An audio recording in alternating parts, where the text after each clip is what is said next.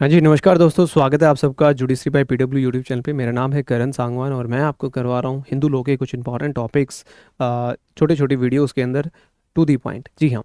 और इसी सिलसिले में आज हम जो डिस्कस करने जा रहे हैं वो है interplay between section 144 of Bharatiya Nagarik Suraksha Sanhita, section 25 of Hindu marriage act and section 18 of Hindu adoption and maintenance act. ये तीनों ही सेक्शन ऐसे सेक्शन है जो मेंटेनेंस की बात करते हैं। क्या कनेक्शन है इन तीनों सेक्शंस में, क्या इन तीनों सेक्शंस में इंडिविजुअली जो है सेपरेटली क्या हम मेंटेनेंस क्लेम कर सकते हैं या नहीं कर सकते, तो जानेंगे इस वीडियो में सारा का सारा कनेक्शन बिटवीन 144 बीएनएसएस जो 125 सीआरपीसी था, साथ के साथ में section 25 Hindu marriage act and section 18 of Hindu maintenance and adoption act. चलिए, क्योंकि ये टॉपिक जो है इंपॉर्टेंट है जुडिशियल सर्विसेज के लिए, चाहे प्री की बात करें, चाहे मेंस की बात करें, चाहे इंटरव्यू की बात करें। रेलिवेंट प्रोविजंस की बात करें तो भारतीय नागरिक सुरक्षा संहिता का सेक्शन 144 जो बात करता है, सेक्शन 144 जो बात करता है maintenance for wife, children and parents. ये समरी एंड फास्ट रेमेडी है, बहुत एक समराइज वे में और बहुत एक क्विक रेमेडी जो है सेक्शन 144 ऑफ बीएनएसएस आपको प्रोवाइड करता है। अगर मैं बात करूं हिंदू मैरिज एक्ट के सेक्शन 25 की, देखिए हिंदू मैरिज एक्ट का सेक्शन 25 जो है, यहाँ पे परमानेंट एलिमनी की बात होती है, मेंटेनेंस की बात होती है, लेकिन आफ्टर मैट्रिमोनियल डिग्री। जी हाँ, आपकी डिग्री आने के बाद जो है यहाँ पे मेंटेनेंस आपको मिलता है, चाहे डाइवोर्स की डिग्री हो, चाहे सेपरेशन की हो, चाहे एनलमेंट की हो, उसके बाद आपको यहाँ पे मेंटेनेंस की बात की जाती है। इंटरिम मेंटेनेंस का भी कॉन्सेप्ट है, लेकिन जनरली हम परमानेंट एलिमनी और मेंटेनेंस की बात करते हैं आफ्टर मैट्रिमोनियल डिग्री। नेक्स्ट अगर हम बात करें Hindu adoption and maintenance act जो कि सेक्शन 18 है, सेक्शन 18 क्या कहता है? Maintenance of wife. जी हाँ, during subsistence of marriage under Hindu law. जब आपकी मैरिज चल रही है, जब आपकी मैरिज डिसॉल्व नहीं हुई है, उस दौरान आपको मेंटेनेंस मिल सकता है section 18 of the Hindu adoption and maintenance act के अकॉर्डिंग। नेक्स्ट अगर बात करें section 144, one by one cover up करेंगे। सेक्शन 144 ऑफ भारतीय नागरिक सुरक्षा संहिता, एक मेंटेनेंस प्रोवाइड किया गया है क्रिमिनल प्रोसीजर के अंदर, राइट। ये काइंड ऑफ सब्सटैंटिव प्रोविजंस है जो आपको एक राइट देते हैं कि आप मेंटेनेंस क्लेम कर सकते हो।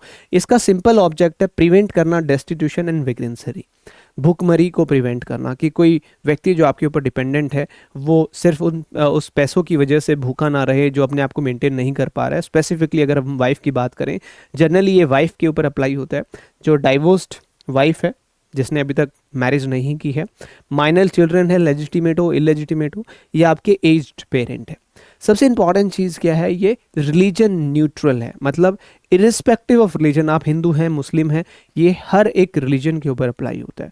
समरी प्रोसीजर है, क्विक रिलीफ आपको section 144 of Bharatiya Nagarik Suraksha Samhita provide करता है। साथ के साथ में ये डिपेंड नहीं करता अपॉन पर्सनल लॉस, ये टोटली इंडिपेंडेंट सेक्शन है।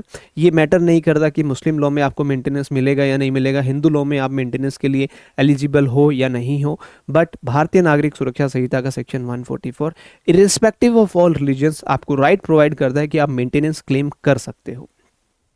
Quantum of maintenance, reasonable amount जो कि मैजिस्ट्रेट साहब डिसाइड करेंगे। जैसे एग्जांपल की बात करें, सीमा नाम की एक लड़की है जिसको उसका हस्बैंड नेग्लेक्ट कर रहे हैं, मेंटेन नहीं कर रहे हैं, तो वो डायरेक्टली मेंटेनेंस के लिए फाइल कर सकती है under section 144 without needing divorce and separation. यहाँ पे डाइवोर्स और सेपरेशन की रिक्वायरमेंट नहीं है, आप डायरेक्टली यहाँ पे मेंटेनेंस क्लेम कर सकते हो। और कब तक कर सकते हो? जब तक आपका डाइवोर्स हो जाए और जब तक आप दोबारा से शादी ना कर लो, आप अपने हस्बैंड से मेंटेनेंस क्लेम कर सकते हो। बात करते हैं section 25 of Hindu marriage act. जी हाँ, जहाँ सिविल परमानेंट मेंटेनेंस की बात की गई है। ऑब्जेक्टिव बड़ा क्लियर है, लॉन्ग टर्म फाइनेंशियल सपोर्ट करना है। कब? After matrimonial degree. जी हाँ, डाइवोर्स होने के बाद, जुडिशियल सेपरेशन होने के बाद, एनलमेंट होने के बाद, रेस्टिट्यूशन होने के बाद सामने वाली पार्टी को हमें मेंटेन करना है। लॉन्ग टर्म फाइनेंशियल सपोर्ट की बात की जाती है। Section 25 of the Hindu marriage act apply करता है हस्बैंड पे एंड वाइफ पे, दोनों ही यहाँ क्लेम कर सकते हैं, है ना। कब ग्रांट किया जाएगा? At the time of passing A degree. जब भी डिग्री पास की जाएगी तब आपको यहाँ पे मेंटेनेंस भी प्रोवाइड किया जाएगा। किन चीज़ों को कोर्ट जो है कंसीडर करती है?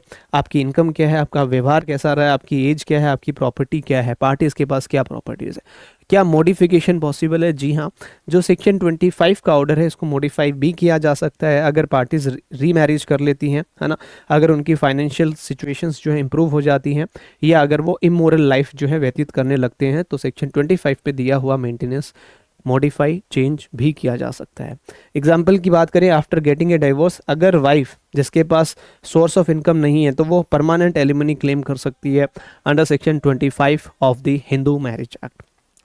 आगे बढ़ते हैं, बात करते हैं section 18 of Hindu adoption and maintenance act, जो अगेन हिंदू सिविल मेंटेनेंस की बात करता है। ऑब्जेक्टिव बड़ा क्लियर है, ये राइट देता है वाइफ को to claim maintenance during subsistence of marriage. Subsistence of marriage का मतलब है क्या है, अगर अभी तक आपकी मैरिज डिसॉल्व नहीं हुई है और उस दौरान आपको जो है मेंटेनेंस की रिक्वायरमेंट पड़ती है, तो आप मेंटेनेंस क्लेम कर सकते हो। ये सेक्शन सिर्फ और सिर्फ हिंदू वाइफ को राइट देता है कि वो अपने हस्बैंड से मेंटेनेंस क्लेम कर सकती है। काफ़ी सारे ग्राउंड्स हैं, अगर हस्बैंड जो है छोड़ के चला जाता है अपनी वाइफ को बिना किसी जस्टिफिकेशन के, हस्बैंड क्रुएलिटी करता है, राइट, हस्बैंड ने कोई दूसरी विवाह कर लिया, बाइगेमी का ऑफेंस कमिट कर दिया, या हस्बैंड ने रिलीजन अपना कन्वर्ट कर दिया है, या कोई अदर जस्टिफिकेशन वाला रीज़न है, तो उन सिचुएशंस में आप section 18 of Hindu adoption and maintenance act में मेंटेनेंस क्लेम कर सकते हो अपने हस्बैंड से। जी हाँ, wife living separately for valid reason भी एक आप जो है इसके अंदर भी आप मेंटेनेंस क्लेम कर सकते हैं। एग्जांपल की बात करें, रमेश ने जो है अपने आप को कन्वर्ट कर लिया, हिंदू से इस्लाम धर्म में कन्वर्ट कर लिया उन्होंने, और मैरिज कर ली, अनदर वुमेन से शादी कर ली, तो फर्स्ट हिंदू वाइफ जो है सेक्शन 18 के अंदर उनसे मेंटेनेंस क्लेम कर सकती है। फीचर्स की बात करें, अगर हम बात करें तो ये आपका कंपैरिजन टेबल है, section 144, section 25 and section 18 of Hindu adoption and maintenance act. अगर हम बात करें नेचर, देखिए 144 का नेचर क्या है, क्रिमिनल समरी रेमेडी है, ये 25 HMA है, सिविल रेमेडी परमानेंट है यहाँ पे, सेक्शन 18 पर्सनल लॉ बेस्ड है, सिविल रेमेडी है, राइट। एप्लीकेबिलिटी सेक्शन 144 हर रिलीजन पे अप्लाई होता है, 25 Hindus, Buddhist, Jains and Sikhs, ये भी आपका इसी पे अप्लाई होता है, राइट। अगर स्टेज की बात करें, 144 का maintenance during subsistence of marriage भी ले सकते हो, आफ्टर डाइवोर्स भी ले सकते हो, लेकिन section 25 of Hindu marriage after matrimonial degree ही आपको मिलता है, और सेक्शन 18 जो है ड्यूरिंग सब्सिस्टेंस ऑफ मैरिज आपको मिलता है। किसके अगेंस्ट लिया जा सकता है, हस्बैंड के अगेंस्ट लिया जा सकता है, डाइवोर्स हस्बैंड के अगेंस्ट लिया जा सकता है। सेक्शन 25 का हस्बैंड के अगेंस्ट भी ले सकते हो और वाइफ के अगेंस्ट भी ले सकते हो, लेकिन सेक्शन 80 सिर्फ और सिर्फ हस्बैंड के अगेंस्ट ही आप ले सकते हो। अगर बात करें कौन सी कोर्ट दे सकती है, यहाँ पे 144 मैजिस्ट्रेट फर्स्ट क्लास होते हैं हमारे, यहाँ पे आपकी फैमिली कोर्ट या सिविल कोर्ट, यहाँ पे आपकी सिविल कोर्ट जिसको हम फैमिली कोर्ट भी बोलते थे। पर्पस है प्रिवेंट वेग्रेंसी एंड डेस्टिट्यूशन 144 का, इसका पर्पस है फाइनेंशियल सपोर्ट प्रोवाइड करना आफ्टर मैरिज एंड्स, और इसका सेक्शन 18 का जो पर्पस है प्रोटेक्ट करना rights of A Hindu wife. Modification तीनों में ही पॉसिबल है, तीनों ही मेंटेनेंस, तीनों ही सेक्शंस के अंदर जो है मॉडिफिकेशंस किए जा सकते हैं। इंटरप्ले एंड की पॉइंट्स की बात करें, मल्टीपल क्लेम्स पॉसिबल है। जी हाँ, एक वाइफ जो है साइमल्टेनियसली और इंडिपेंडेंटली क्लेम कर सकती है maintenance under section 144, section 25 and section 18, तीनों में क्लेम किया जा सकता है। बस एक सबसे इंपॉर्टेंट चीज क्या है, adjustment of amount. Court generally adjust करते हैं या सेट ऑफ करते हैं मेंटेनेंस जो ग्रांट किया गया है एक प्रोविजन के अंदर against other, prevent double maintenance ना मिले।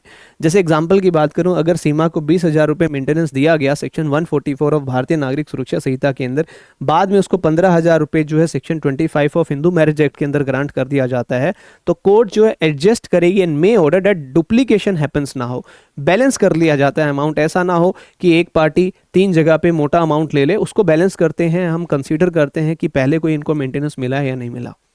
वाइफ का राइट है कंटिन्यू कर सकती है इवन आफ्टर डाइवोर्स। जी हाँ, section 144 of BNSS and section 25 of Hindu marriage act कहता है कि जो डाइवोर्स्ड वाइफ है वो मेंटेनेंस क्लेम कर सकती है अनलेस शी रीमैरिज, दोबारा से जब तक शादी नहीं कर लेती तब तक वो मेंटेनेंस आपसे क्लेम कर सकती है।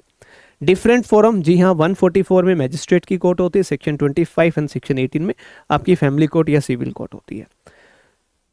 नेचर ऑफ राइट्स क्या है, सेक्शन 144 में जो आपको राइट मिलते हैं वो स्टैट्यूटरी राइट है, प्रिवेंट स्टारवेशन, पर्पस यही है।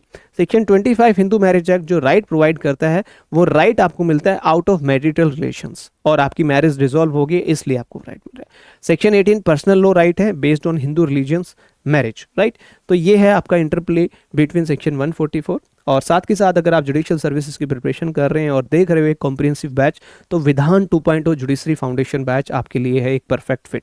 जी हाँ, इस बैच में प्री मेंस इंटरव्यू तक की प्रिपरेशन आपको करवाई जाती है। 15 मंथ्स का ड्यूरेशन रहता है इस बैच का, जिसके अंदर आपको डिटेल नोट्स मिलते हैं, डिटेल आपको टेस्ट मिलते हैं, सारी चीज़ें, यहाँ तक कि आपको स्टडी मटेरियल भी प्रोवाइड किया जाता है। अगर मैं कुछ सैम्पल्स आपको दिखाना चाहूँ, अभी लेटेस्ट जो नई क्रिमिनल लॉज आए हैं उनकी बुक्स भी आपको यहाँ पे मिल जाती है अगर आप इन्फिनिटी फीचर एड ऑन करते हैं। दीज आर दी बुक जो आपको इस बैच बैच में मिलती हैं। ये हार्ड बुक्स हैं, टोटल 11 बुक्स आपको मिलती हैं हर सब्जेक्ट की। So you can enrol in this batch, और फीस बहुत नॉमिनल है, 19,099 में आपको ये बैच मिल जाता है, जिसके अंदर कंप्लीट जुडिशियल सर्विसेज की प्रिपरेशन। ये एक फाउंडेशन बैच है, मतलब बेसिक से लेके एडवांस लेवल तक आपको इस बैच में प्रिपेयर करवाया जाता है। अगर आपको ऐसे सेशंस अच्छे लगते हैं तो कमेंट करके ज़रूर बताइएगा, और साथ ही साथ मुझे ये भी बताइएगा कि नेक्स्ट टॉपिक आप कौन सा चाहते हो जिसके ऊपर मैं आपके लिए एक वीडियो बना के लेके आऊँ। तब तक के लिए सत्यमेव जयते, जय हिंद एंड जय भारत। मिलते हैं नेक्स्ट वीडियो में, अपना ध्यान रखें और ऐसे ही पढ़ते रहें और ऐसे ही आगे बढ़ते रहें। Thank you so much, bye bye, take care.